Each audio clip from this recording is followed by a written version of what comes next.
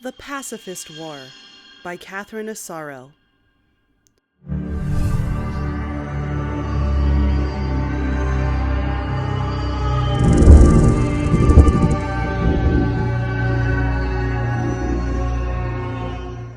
She opened her eyes and what? Sitting with her paws curled under her body, she pondered nothing. Her mind was a blank slate. No memories, nada. And yet a sense of urgency tugged her. She had to what? Well, I have to do something, she thought. I can't just sit here. She looked around. Pretty. Fields rolled everywhere, carpeted with grass and wildflowers in red, yellow, and pink. Flyers with gauzy wings drifted among the blossoms, looking suitably artistic. Nearby hills rolled in gentle slopes until in the distance they met a blue sky where puffs of clouds hung with each other. Huh, she said, ever the soul of articulate discourse. As pleasing as it looked, the landscape offered no answers as to why her brain had gone on hold. She felt comfortable, though, sitting in the grass. Sitting. She wasn't sitting. She was, well, she didn't know exactly what she was doing. She had paws curled under her body. Honkin' big paws, thank you very much. She craned her head around to look along her body. Hey, she yelled, so startled that the words burst out before she had a chance to think. I'm a cat. No one answered. Nothing changed either. She remained a cat. A big cat. She stood up and her body moved with smooth, muscular grace.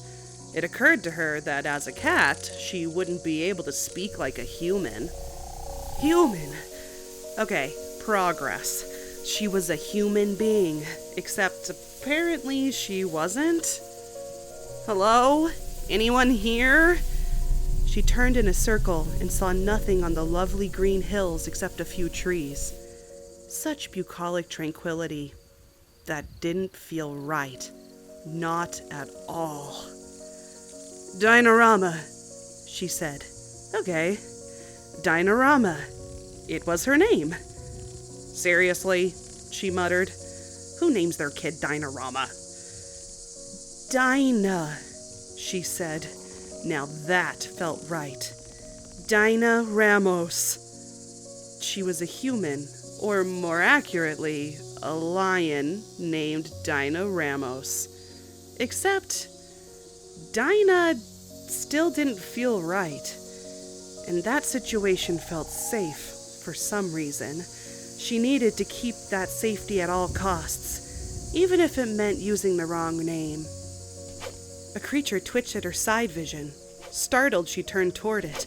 The creature tried to evade notice, retreating to the edge of her vision even as she turned. She pounced and blasted. The critter whisked away as fast as she moved.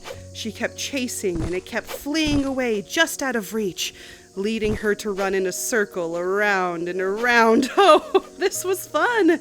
Around and around, never any closer to that tufted demon. How did it keep going exactly her same speed? Wait a minute. Dinah stopped. The creature stopped too. It gave a last twitch and lay there inert. Oh yeah, now she recognized the maddening little beast. Really? Dinah asked the universe, which had no sympathy for her. I'm chasing my tail.